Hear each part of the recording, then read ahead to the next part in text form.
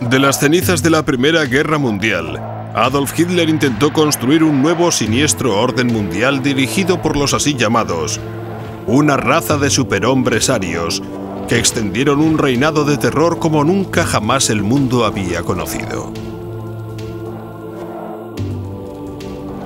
Muchos creen que los nazis conjuraban a los espíritus extraños y que seguían prácticas ocultas que habían permanecido dormidas en Europa durante cientos de años. Ahora bien, hay documentos que prueban que sus creencias estaban basadas en una perversión de las antiguas tradiciones paganas, un dar la vuelta de las batallas míticas entre las fuerzas de la luz y la oscuridad, y un viaje terrorífico a un mundo gobernado por místicos, locos y asesinos.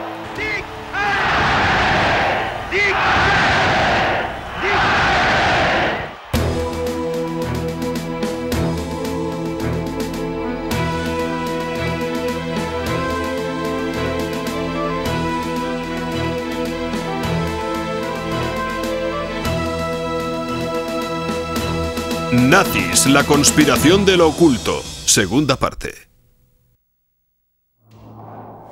Wewelsberg es construido en forma de triángulo con 3 torres en las esquinas. En torno a su diseño básico, Himmler tenía planes de construir una gran colonia. La ciudad sería demolida y limpiada, y se iban a construir enormes espacios con huecos separados, barricadas, más torres y un telón circular de muros que cubrirían una gran zona, creando algo no menos que una especie de Vaticano de la SS.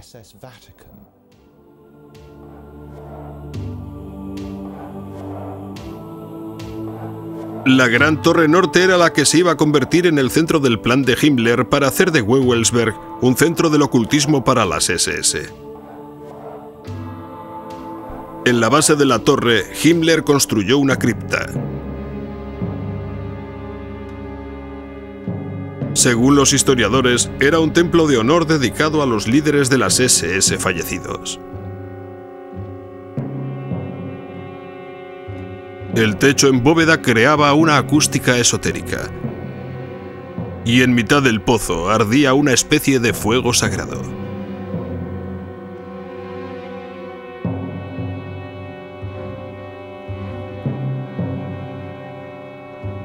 A lo largo de los bordes de la cripta había 12 pedestales que estaban destinados a contener las urnas con las cenizas de los generales fallecidos.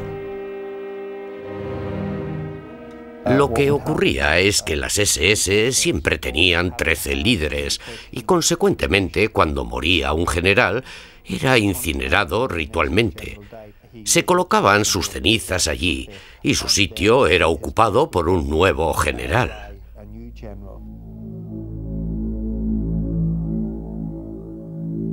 En la leyenda, el rey Arturo reunió a los 12 caballeros más nobles en una gran sala.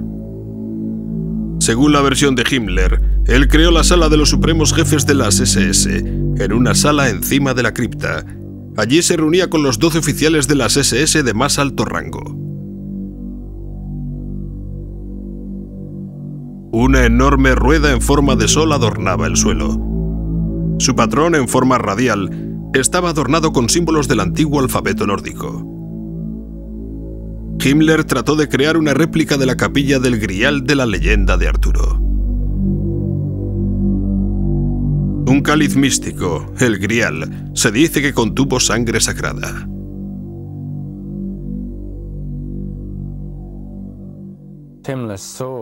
Himmler veía en el Grial un objeto de inmenso poder esotérico y oculto. Creía que si él poseía ese objeto físico, la guerra sería ganada con total facilidad. Para Himmler, la sangre sagrada de la leyenda del Grial era pura sangre aria. Él creía que poseía poderes mágicos. Su consejero más próximo en la tradición del Grial fue el arqueólogo Otto Rahn. También obsesionado con la leyenda del Grial, Rahn creía que estaba escondido en una cueva en el sur de Francia. Himmler fue llevado por Rahn a las ciencias del oculto en su búsqueda del Grial. Una vez dentro del círculo íntimo de Himmler en Wewelsberg, Rand siguió con su búsqueda del Santo Grial, solo que entonces como un caballero del partido nazi. Himmler subvencionó personalmente las expediciones de Rand, algunas de las cuales se centraron en la zona próxima a Montségur, Francia. Allí había estado erigido el emplazamiento de una gran fortaleza de los cátars, la secta herética acusada de la adoración al demonio y aniquilada por la Iglesia en el siglo XIII. Había una tradición muy fuerte, que por cierto aún sigue existiendo, de que los cátars estaban en posesión del secreto del Grial, y justo antes de que cayera el castillo de Montségur, los 3 caballeros de la Orden de Cátar escaparon por las murallas y se llevaron consigo algo de gran valor. La tradición contaba más tarde que aquello era el Grial o que era el secreto del Grial, y que fueron ellos los que lo escondieron en las cuevas. También se llevaron a cabo expediciones de Rand en Alemania. Una carta archivada de Rand al cuartel general de las SS sugiere que creía que estaba cerca de lograr el sueño de su vida. Para concluir mi trabajo con éxito, he de inspeccionar los lugares personalmente. Primero he de acudir a las ruinas de Wildenberg, el castillo alemán del Santo Grial. Allí se están llevando a cabo actualmente excavaciones.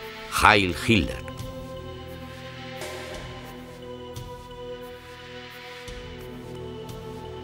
Pero Rand nunca pudo hacerse con el premio, con el cáliz sagrado.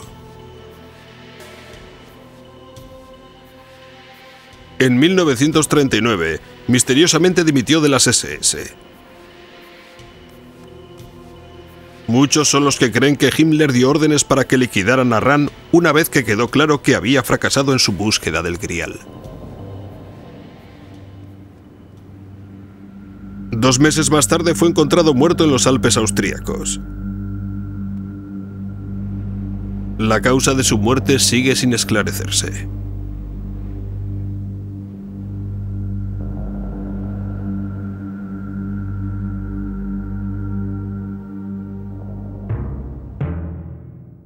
En su continuo celo por demostrar la superioridad de la raza aria, Himmler creó un instituto de investigación llamado Organización de la Herencia Ancestral.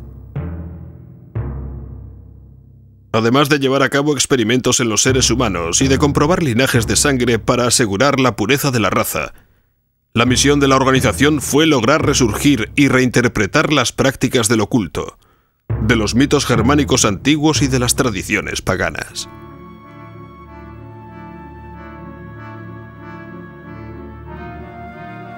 Esta película nazi muestra uno de dichos rituales. Unas jóvenes danzan alrededor del símbolo pagano de la guerra y del orden divino. Para controlar todo el conocimiento del oculto, Himmler confiscó las bibliotecas y objetos de todas las sociedades del oculto que no estaban asociadas a él. Incluían sociedades secretas como los masones, que los nazis creían era una organización secreta montada por los judíos para conspirar contra el pueblo alemán. Mientras Himmler suprimió a algunos ocultistas, hizo progresar la carrera de otros, como por ejemplo la de Karl Marie Gilligut. En Gilligut, Himmler creía haber encontrado la llave para popularizar la antigua tradición pagana de la Alemania moderna.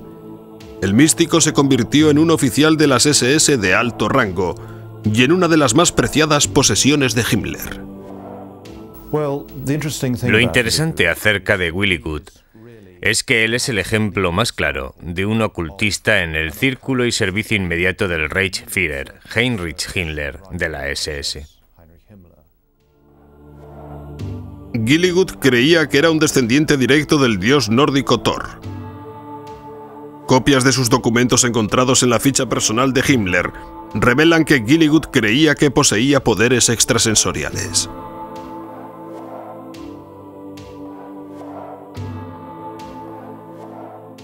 Un documento titulado Los 9 Mandamientos de Dios fue firmado por Gilligut e iniciado por Himmler. escritos tanto en alemán moderno como en el alfabeto rúnico, sugieren que Gilligut pensaba que estaba utilizando sus poderes para descubrir los antiguos ritos y rituales del pasado pagano de Alemania. Según las leyendas nórdicas, el alfabeto rúnico utilizado por Gilligut fue dado a la humanidad por Odín, el supremo dios de la mitología nórdica. Dicho alfabeto sagrado fue su don a la humanidad. La runa se derivaba probablemente de una mezcla de los signos antiguos que fueron labrados en piedra en los tiempos antes de que apareciera la escritura. Dichos alfabetos tenían su significado, cada letra tenía su significado. La runa Agal era una protección del que la llevaba contra sus enemigos. La runa Odal era la conexión de uno con su clan o tribu. La runa Tyr era la victoria y el orden mundial. La runa Sig, el sol o la energía conquistadora. Dichos símbolos aparecían por todo el mundo nórdico en objetos tales como barcos vikingos, lanzas y escudos para la guerra. Los alfabetos de los antiguos sacerdotes y magos runos se creía eran las herramientas místicas para predecir la suerte, romper hechizos y para invocar a los espíritus mágicos. Conjurabas la runa, lo cual era muy parecido a lo del tarot. Las tiras y lees las combinaciones particulares que surgen de las runas. Tiene fama de ser un sistema mágico extraordinariamente poderoso. Como la élite de guerra de Alemania que eran, los miembros de la SS aprendían el significado de las runas. Una fotografía que sobrevivió la guerra muestra a un oficial de las SS ante una pizarra, enseñando las runas a una clase de reclutas. Muchas organizaciones dentro del Tercer Reich contaban con su propia runa especial. La SS, quizás los más conocidos, utilizaron la runa Sig doble. Llevaban dichas figuras misteriosas en los hombros y cascos de todos los uniformes de las SS. La juventud hitleriana utilizaba una runa Sig simple. Esos símbolos místicos antiguos al parecer estaban por todas partes.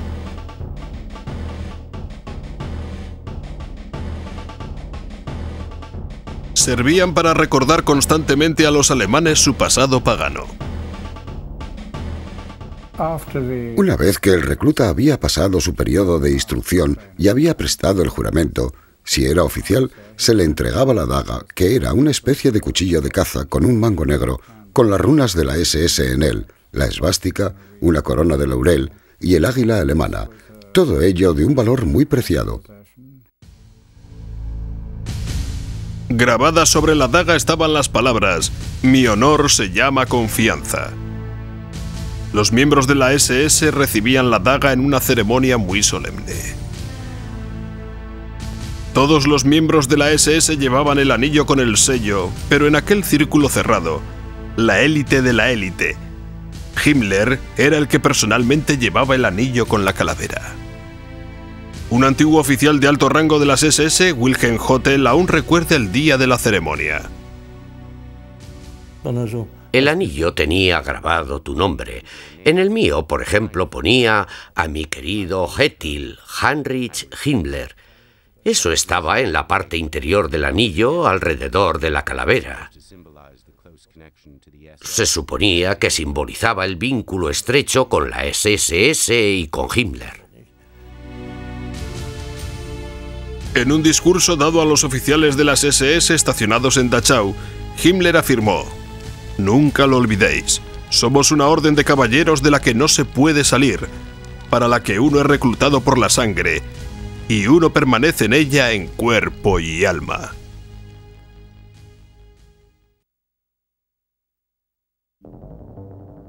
Tomando elementos del pasado pagano alemán y de su propia educación católica, Himmler invadió con ritos familiares a las SS desde el primer momento de su aparición. Tenemos una foto en la que se ve una especie de tablero con un santuario nazi o hitleriano, con el fin de bautizar a los niños. un altar de la SS y en vez de un crucifijo una foto de Hitler. El bebé era presentado, si se quiere expresarlo así, a la comunidad de los guerreros germánicos a través de dicho tablero.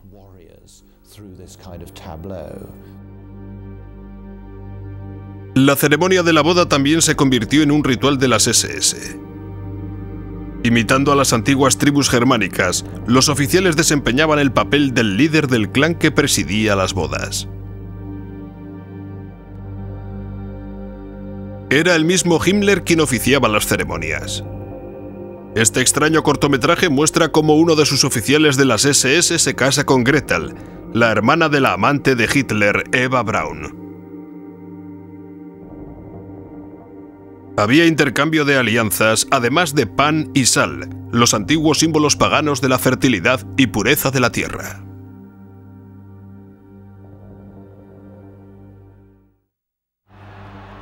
El año nazi estaba señalado con celebraciones tomadas del antiguo calendario germánico. El Festival de Mayo, inicialmente aceptado como la celebración de la fertilidad, se transformó en un espectáculo de nacionalismo y de la fuerza militar. Hitler decía: hoy, el 1 de mayo, la tierra se llena de celebraciones de resurrección de los alemanes fuera de la lucha interior eterna.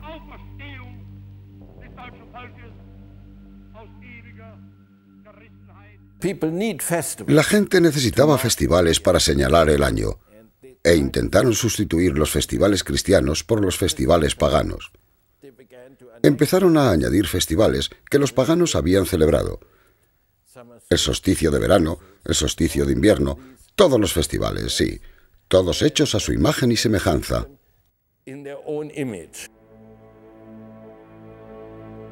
Los nazis incluso comenzaron a restaurar los antiguos templos paganos como el de Exterstein, que estaba dedicado a una deidad solar. Allí, durante el solsticio de verano, un rayo de luz brilla a través de una ventana y se alinea con un punto en el altar.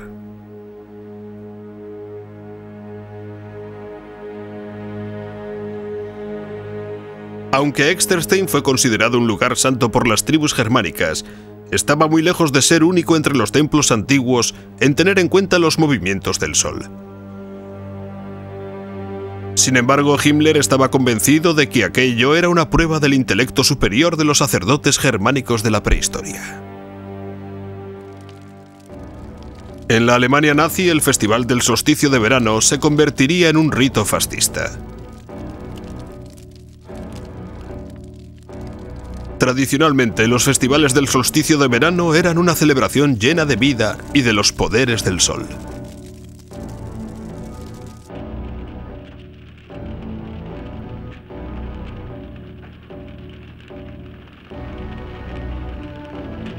Dramáticamente representados y cuidadosamente coreografiados, tenían lugar los discursos en los que se predicaba el autosacrificio y el heroísmo.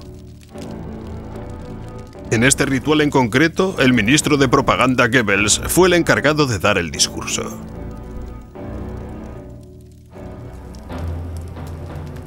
En la antigüedad, las hogueras representaban el ritual de la luz del sol. En la Alemania nazi, esos eran atributos del Führer.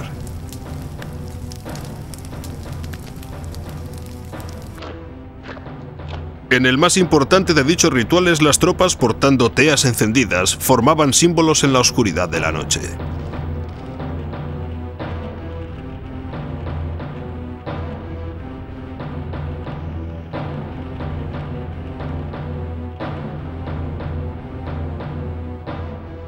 Al final del año, la larga noche del solsticio de invierno honraba a los muertos de Alemania. Himmler lo explica en su discurso en Dachau. El solsticio de invierno no solo es el final del año, sino que también es el festival en el que se piensa en los antepasados y en el pasado, en el que se ve claro que el individuo no es nada, un átomo que es barrido en cualquier momento, mientras es vinculado a la cadena eterna de su linaje por una auténtica humildad.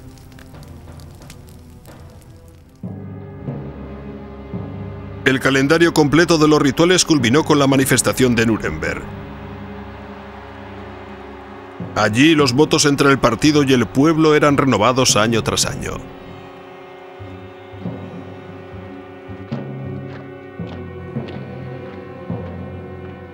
Se reunían decenas de miles de nazis uniformados.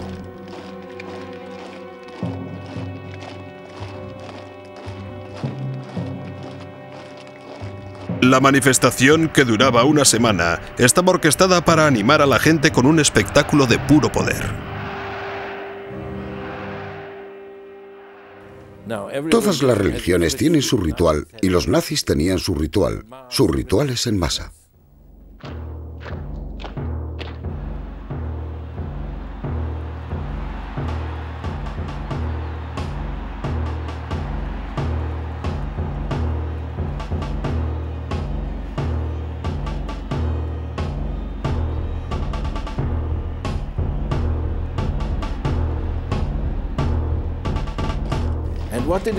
¿Y qué es lo que ofrecían a la gente aquellos mítines masivos?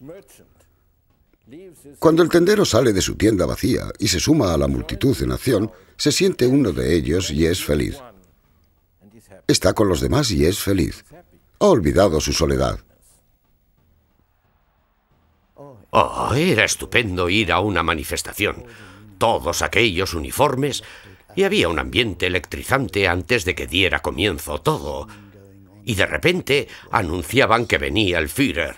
¡Viene el Führer! Y luego lo veía subir hacia el estrado y seguían gritos de ¡Heil, Heil, Heil! Gente gritando como cabras. Perdón, no quiero insultar a los animales. Gente gritando como nazis.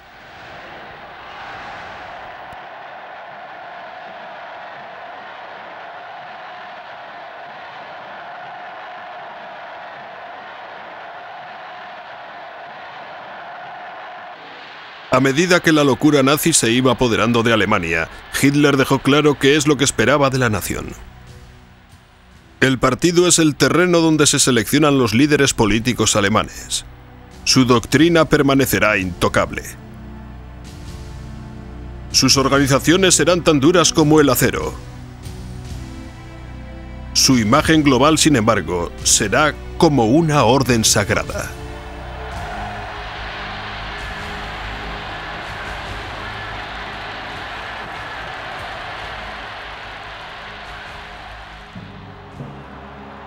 Las manifestaciones nazis en masa fueron cuidadosamente orquestadas para crear una tremenda epifanía emocional que evocara el fervor religioso.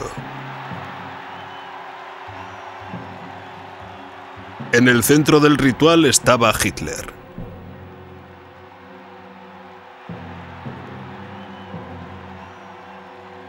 Todo estaba pensado para que Hitler pareciera la divinidad. Un mesías.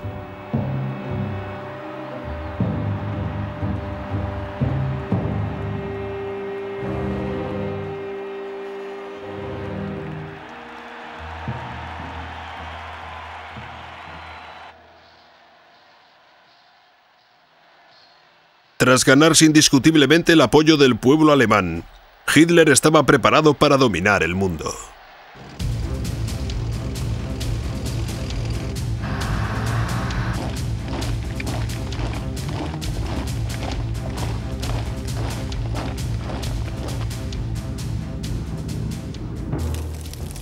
Desde el inicio de la guerra en 1939, países tras países cayeron en manos de los nazis. Sin embargo, en el invierno de 1942, las tornas cambiaron y los nazis empezaron a experimentar lo que ellos creían que era imposible: la derrota.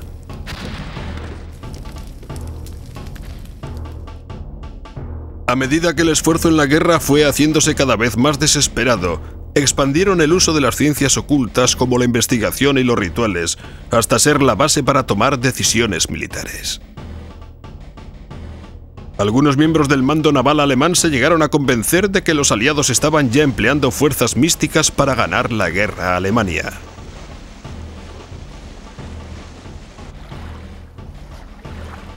Creían que el éxito de los británicos en localizar y destruir las lanchas alemanas se había logrado a través de medios ocultos, y que la mejor manera de combatirlo era utilizando las ciencias del oculto como arma.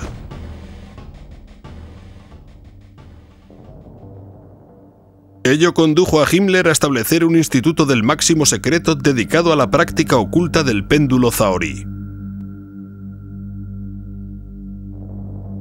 En mapas del Atlántico Norte, los clarividentes sujetaban un objeto suspendido de una cuerda, intentando localizar los convoys de los aliados.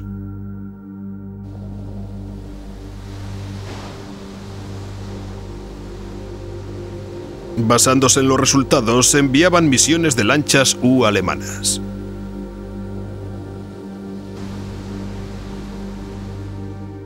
En esta carta, escrita por Himmler, fechada el 12 de enero de 1943, se refiere a una investigación zahorí y su práctica en la que había progresado mucho aquel año.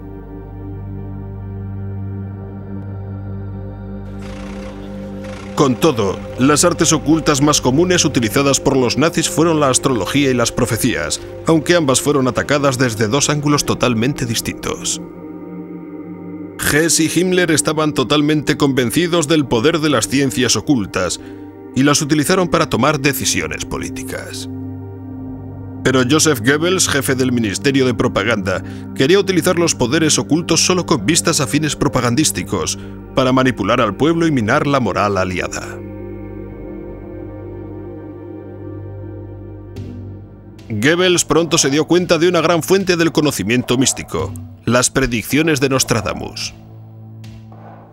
Uno de los visionarios más famosos de todos los tiempos, Nostradamus, completó su obra maestra de profecías en 1555. Su libro contiene unas referencias muy sutiles a una crisis en Polonia e Inglaterra para el año 1939, el año en que los nazis invadieron Polonia, casi 400 años después de que Nostradamus escribiera su obra. Para Goebbels, Nostradamus era un instrumento de propaganda perfecto, cuya obra podría ser interpretada como prediciendo una gran victoria de Alemania en el futuro. Las profecías de Nostradamus fueron escritas en poemas de 4 líneas llamados cuartetos, y son tan densos y esotéricos que se pueden interpretar de formas muy variadas. Para interpretar al autor francés, Goebbels reclutó al renombrado astrólogo y experto en Nostradamus Karl Ernst Graf. Un cuarteto particular que Goebbels eligió parecía referirse directamente a Hitler, y pronto se convirtió en parte de la mística nazi.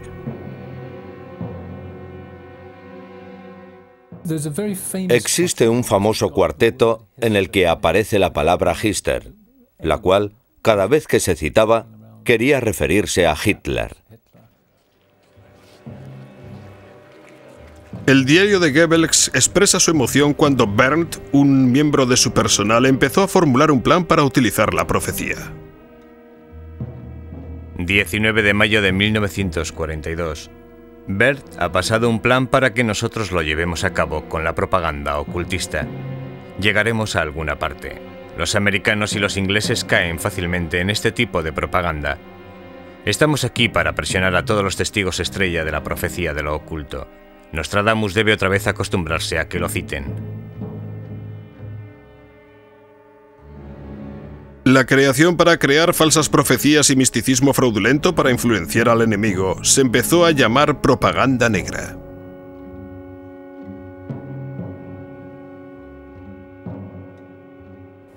Sí, cargaron un avión con las profecías de Nostradamus y lanzaron las hojas por toda Francia. Francia quedaría destruida si no capitulaba.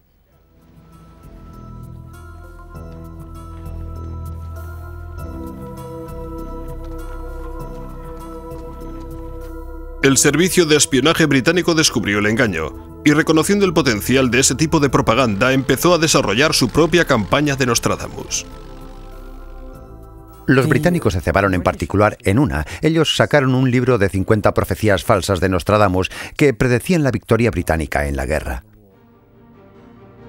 De igual manera que los alemanes habían inundado Francia con falsas profecías de Nostradamus, los aliados introdujeron su propia propaganda negra en Alemania. La campaña de propaganda negra en Inglaterra pronto adquirió un nuevo giro con la llegada del judío húngaro emigrado y astrólogo Louis de Boll. Reclutado por el servicio de espionaje británico, a de Boll le fue asignado trabajar con el maestro del engaño Elik Howe. La gran habilidad de Elik era la falsificación. Falsificaba documentos, revistas y cuartetos de Nostradamus. Howe y de Boll decidieron crear una versión falsa de la revista astrológica líder alemana llamada Zenit.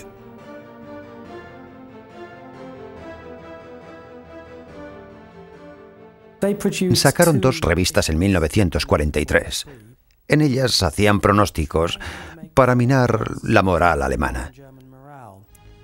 Sin embargo, la falsa Zenit británica contenía un error de bulto. Erróneamente habían titulado la revista como Der Zenit en vez de su título verdadero, Zenit. La astrología y el espionaje iban a chocar de nuevo en lo que sigue siendo considerado como el incidente más raro de la Segunda Guerra Mundial. Cuando Rudolf Hess, el Subführer, por así decirlo, y uno de los amigos y consejeros más importantes de Hitler, realizó él solo un vuelo a Escocia. La idea de Hess de hacer un viaje empezó con la creencia de que los británicos, una raza nórdica, mostrarían sus simpatías hacia la causa aria, e incluso podrían llegar a ser persuadidos de unirse a los alemanes si es que Churchill era derrocado. Uno de los mentores de Hess, Karl Haushofer, reforzó la idea de Hess contándole un sueño que había tenido. En el sueño vio a Hess andando por un castillo escocés cubiertas las paredes con tapices, consiguiendo la paz entre Alemania y Gran Bretaña. Además de la profecía, la astrología también desempeñó su papel en la decisión de Hess de realizar el viaje. Rudolf Hess, junto con Himmler, era probablemente el líder nazi más interesado en la astrología. La aceptaba totalmente. Su astrólogo e íntimo amigo Ernst Schüttel Atrathaus realizó un horóscopo para el Subführer que revelaba una posición propicia de los planetas. El 10 de mayo de 1941 hubo un alineamiento astronómico particularmente poderoso. Básicamente había 6 planetas en Taurus y una luna llena en el lado opuesto del zodíaco en Escorpio. Y según la tradición astrológica, cuando se da el mencionado alineamiento, se da un cambio importante en los asuntos del mundo. Consiguientemente, era justo asumir que el 10 de mayo de 1941 podría producirse un giro importante en la guerra. Siempre ha habido dudas sobre si Hess voló a Escocia basándose en los consejos astrológicos. Sin embargo, en unos documentos descubiertos recientemente, escritos por Hess en la cárcel de Inglaterra, se incluía una carta a su madre. En ella le pidió que compulsara 2 documentos ante notario, uno mencionando el sueño de Haushofer y el horóscopo dado por Schüttel Atrathaus.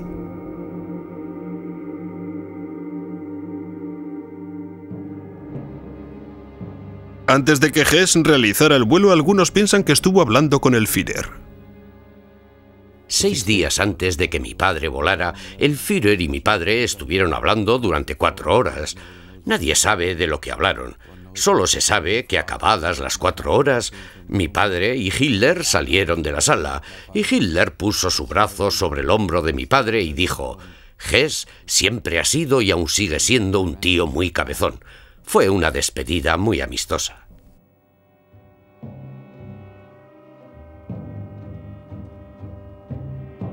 Al margen de las palabras sabidas entre Hitler y Hess, a las 5:45 de la tarde del 10 de mayo de 1941, Hess subió a un caza Messerschmitt y se dirigió a Escocia.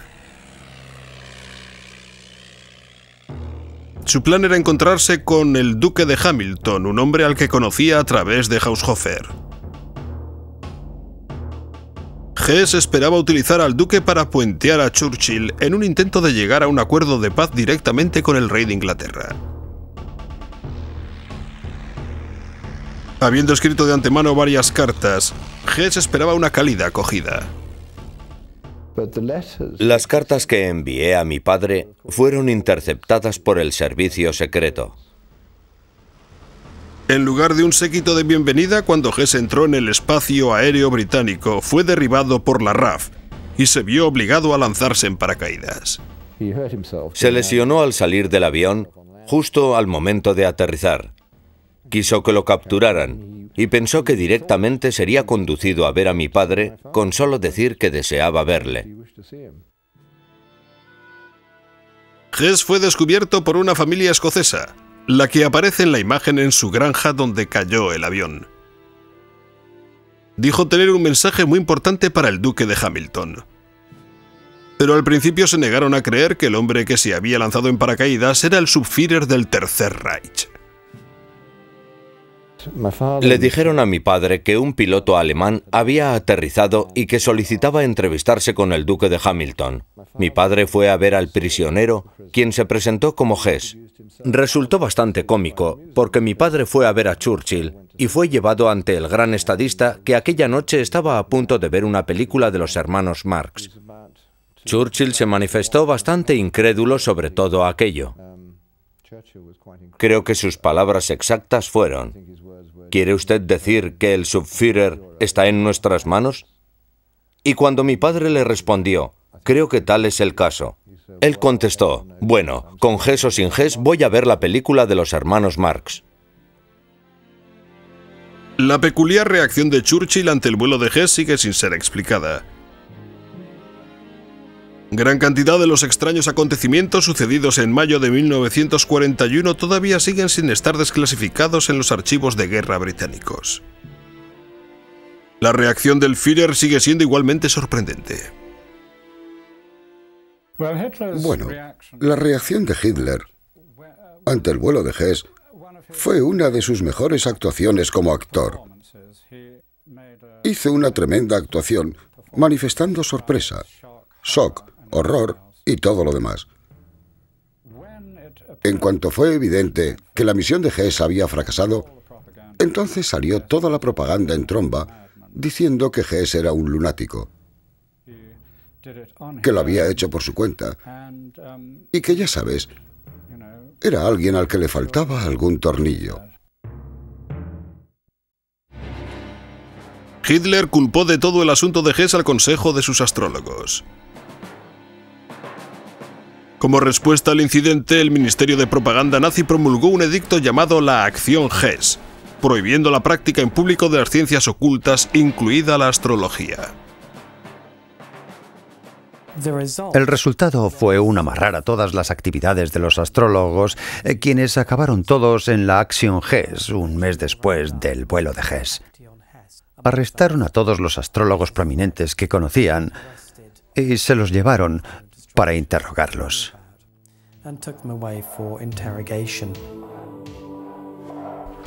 Los astrólogos que fueron arrestados bajo la Acción Hess fueron tratados de diferentes formas dependiendo de su utilidad para el Reich.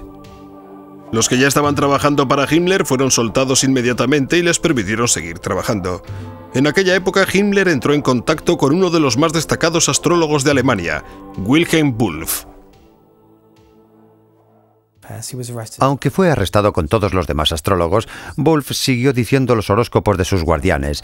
Luego empezó a decírselo al general Schellenberg, que era el jefe del contraespionaje a las órdenes de Himmler.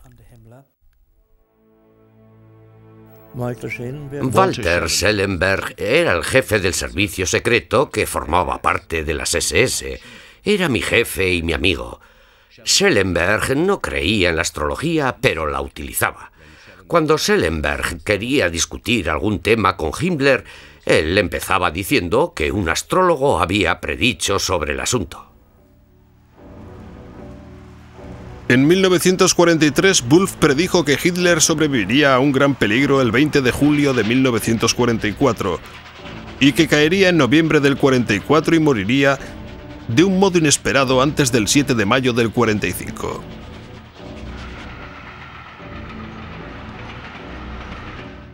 En base a dichas predicciones, Wulff se convirtió en el astrólogo personal de Himmler y en uno de sus ayudantes más próximos. Esas predicciones llegaron a ocurrir.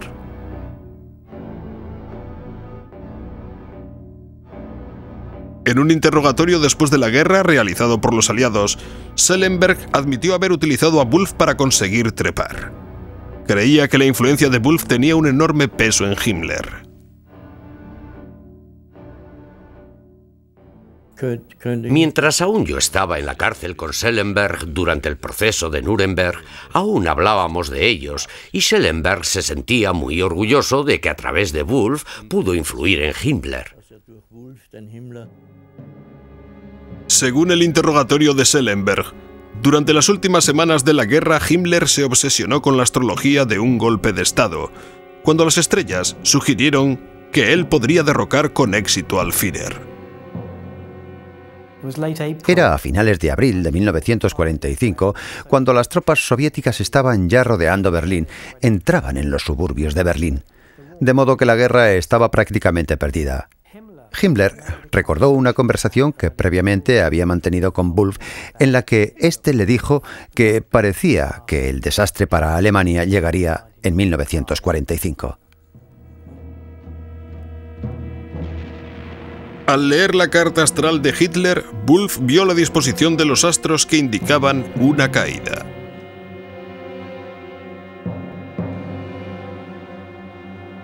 Wulff y Schellenberg siguieron urgiendo a Himmler para que derrocara a Hitler y se instalara como líder del maltrecho Reich.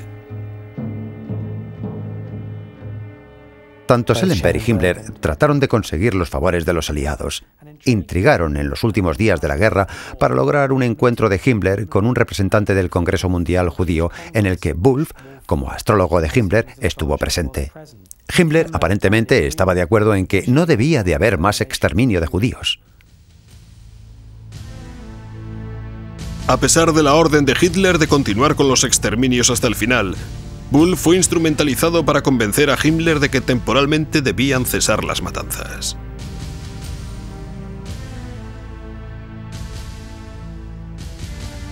Al dar ese paso parecía que Himmler estaba preparado para perpetrar su golpe de Estado. Pero en el último momento, sus miedos y su lealtad al Führer le impidieron hacerse con el poder.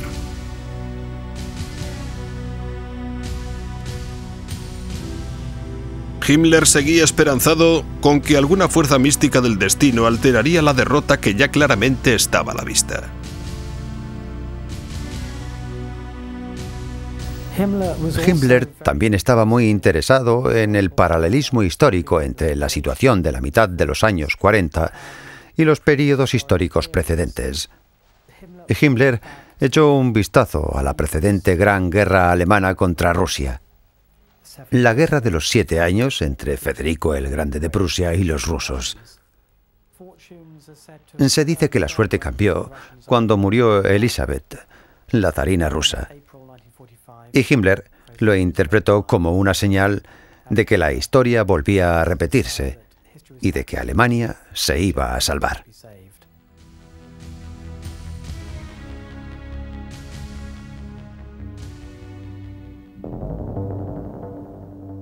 Dos semanas después, Goebbels y su familia al completo bajaron con Adolf Hitler al búnker privado del Führer.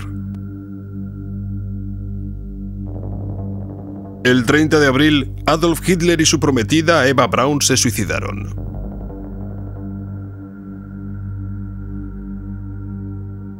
Goebbels envenenó a sus 6 hijos, luego mató a su mujer de un disparo y después se pegó un tiro. Vestido de soldado raso alemán, Himmler casi logró escapar. Fue arrestado por los británicos, pero en un examen médico rompió una cápsula con cianuro que llevaba guardada en la boca. A las 11:04 de la noche del 23 de mayo, el Reichsführer, que había conjurado las fuerzas ocultas al servicio de la gloria aria, yacía muerto. En noviembre de 1945, varios nazis de alto rango fueron juzgados por los aliados en Nuremberg.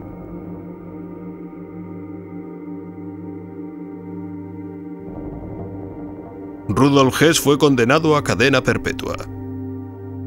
Murió en la cárcel con 93 años.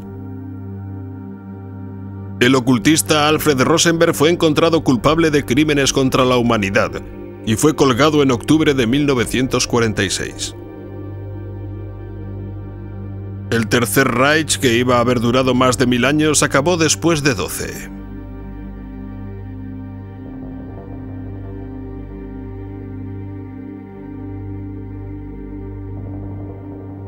Para entonces habían muerto casi 50 millones de personas.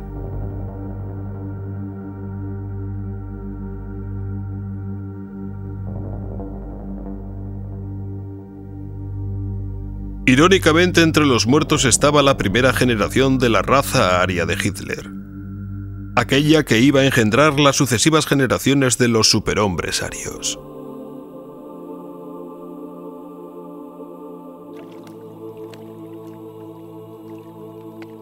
A lo largo de la historia, la mitología ha ejercido una poderosa influencia en la mente humana. Todas las culturas han sido guiadas por la mística. Sin embargo, en la Alemania nazi, el vínculo de los objetivos políticos con una mitología corrupta condujo a un mal jamás conocido en la historia.